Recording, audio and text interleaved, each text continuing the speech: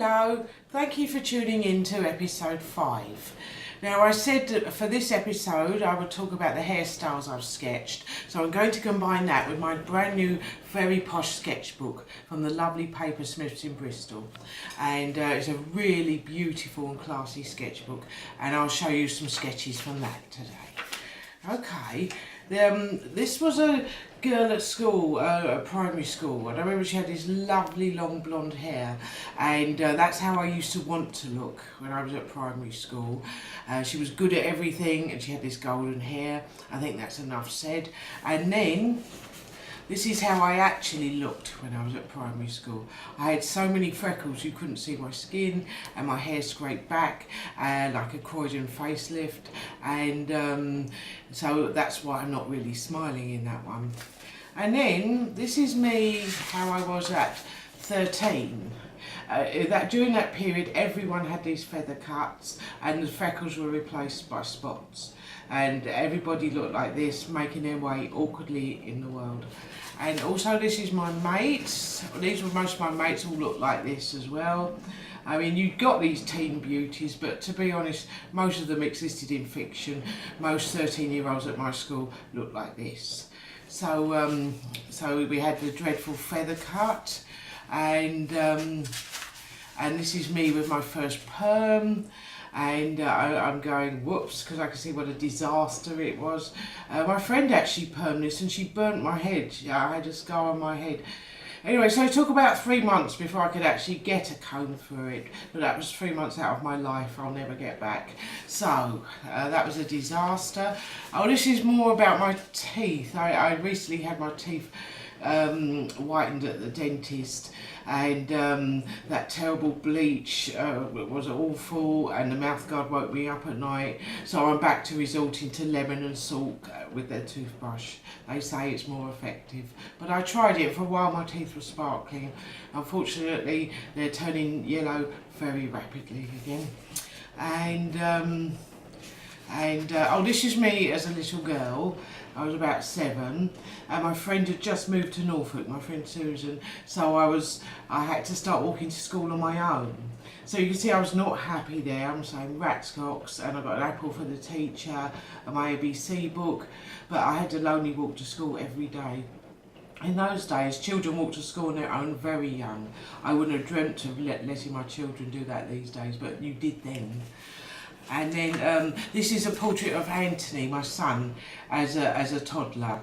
You know, I had a long day of looking after children and going to nurseries and things, and Anthony would greet me in the morning with a big smelly nappy, and he's laughing there triumphantly.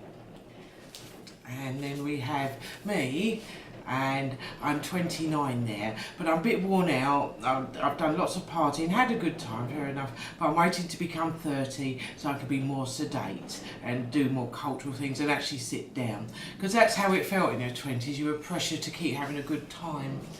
And then we have 2 sketches here. Now the top one, a certain generation will know that it's Olive from On the Buses.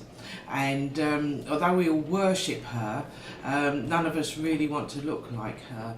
And the second one is me wearing glasses for the first time and looking at optician's mirror and going, oh, because they did nothing for me, but it was the start of a lifetime of wearing glasses. And then we have, oh, this is a picture of me, loosely, and realising I'm going to be 60 soon. I'm going, no. I don't like her face very much, but I do like her hair, and I do like that jumper. So that's 2 ticks for her anyway. And then we have, oh, this is how I'd love to look when I'm 60. I look in the mirror and I swoon at my gorgeousness, you know, and I say, oh my giddy aunt, I can't believe how wonderful I look. But this is more likely how I will look. I'll be going, oh my god, and you know, I'll be slovenly with curlers, and I forgot to put a fag in my mouth there. But I think you get the general idea. And so let's hope not, shall we? And that's the top part is me after buying a very expensive face cream and putting it on, and the old hag in the mirror is saying it's not working triumphantly. And then I have bathroom scales at the bottom, and they're a bit like a speak your weight machine because they're going fat cow and too heavy. So these things are brutal really.